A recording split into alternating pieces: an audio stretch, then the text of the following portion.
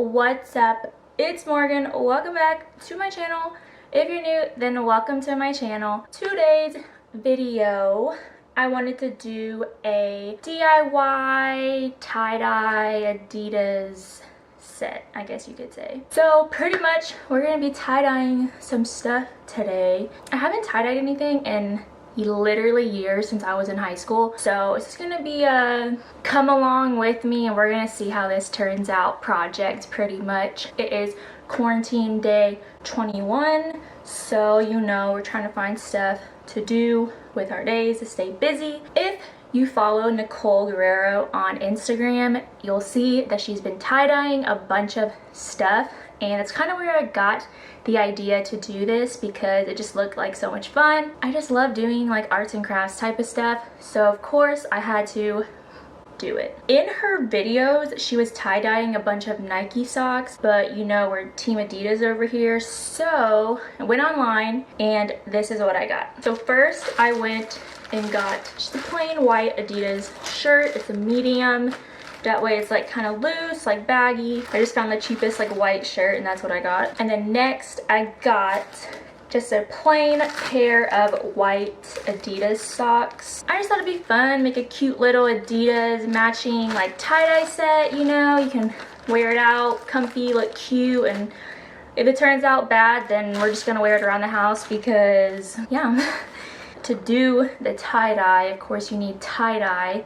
I went and got this tie-dye kit. I got this tie-dye kit from Walmart. It was $21, so not that expensive. There was tie-dye at like Michael's, Hobby Lobby, places like that, but they were sold out. If you have those places around, you look online, they deliver. Also, you can get them on Amazon. You know, everything's getting delivered nowadays because the whole coronavirus. I've been browsing kind of what colors I want to do, and I'm thinking maybe like a bluish pink with like maybe a little bit of yellow in there, like some bright colors. So yeah, that's what we're doing for today's video. Grab yourself a white t-shirt, some tie-dye, and do this with me because what else are we gonna do when we're stuck inside the house all day? Before we get into this video, it'd mean a lot for me if you guys subscribe to my channel. Click the little face right here and subscribe, or hit that subscribe button wherever it is on your page. So let's get into the video. This way.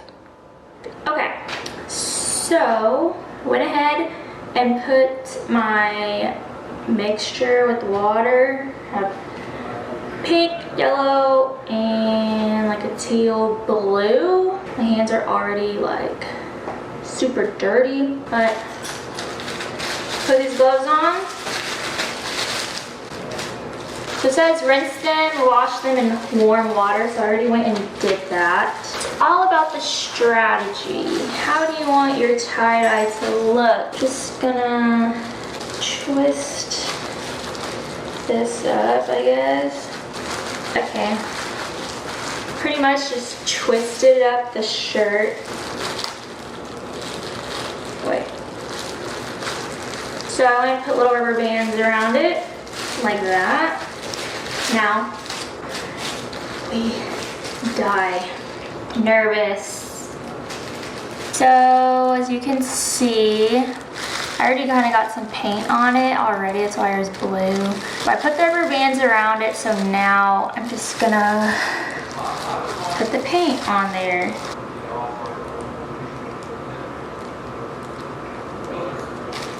Start with that.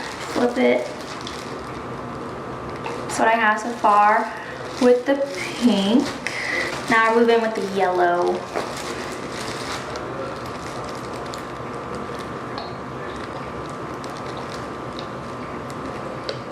Blue. I'm just kind of like random little blue spots, I guess. White. Blue's like mixing with the yellow and it's making it green. The blue and pink. We're just gonna twist these up like that.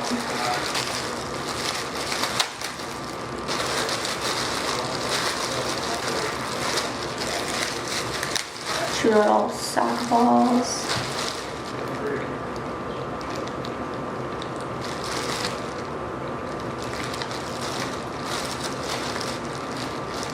this is the finished result. So ended up doing like a rainbow thing. So yeah, I didn't exactly turn out the colors that I wanted, but first try, so we're gonna see how this turns out. Have to wait about a couple hours before we can wash it out. Just gonna put these in some Ziploc bags, so see you guys in a couple hours. So it has been 6 hours that it has set, so now we're going to wash it off some warm water.